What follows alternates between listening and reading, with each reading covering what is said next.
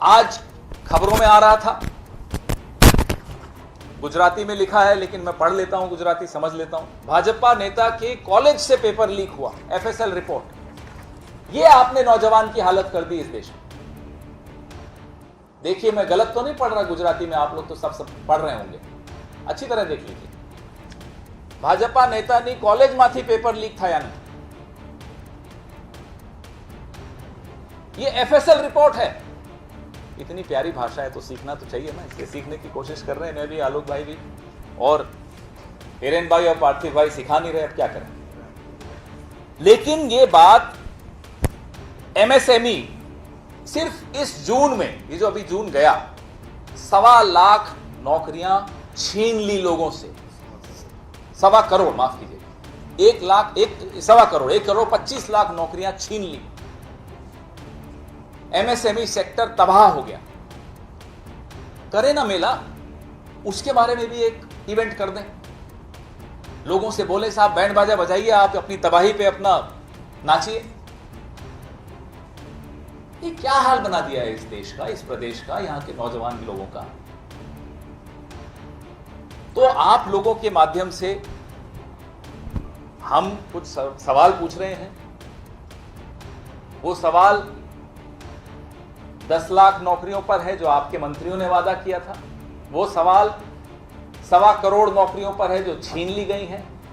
वो सवाल 4-4, 6-6 महीने से जो आपने रिजल्ट रोक दिया आज के तमाशे के लिए, उस पर है।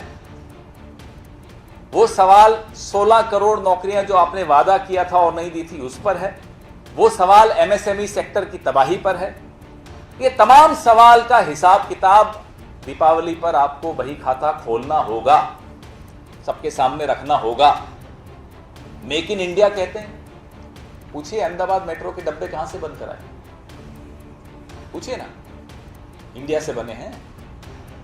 मेक इन इंडिया सिर्फ इनके नारे हैं, कोमलम में जो नारे बनते हैं उसके अलावा मेक इन इंडिया कुछ नहीं है।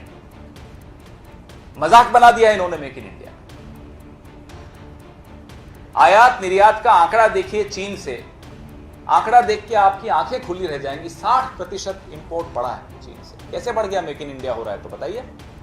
और चीन को तो आप लाल आंखें दिखा रहे थे, ऐप बैन कर रहे थे, ये फिर कैसे इंपोर्ट बढ़ता जा रहा है। और हमारे वक्त के आंकड़ों से तुलना कीजिए। ये लाल आंख क्योंकि आप 18 घंटे जागते हो, अगले तमाशे की प्लानिंग करते हो, नींद कम करते हो, ये लाल आंख इसलिए है, और कोई कारण नहीं।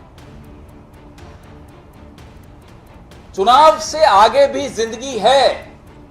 चुनाव जीतने के बाद आगे की जिंदगी, जो सरकार में आता है उसकी एक ही काम होता है कि वो अपने वादे पूरे करे।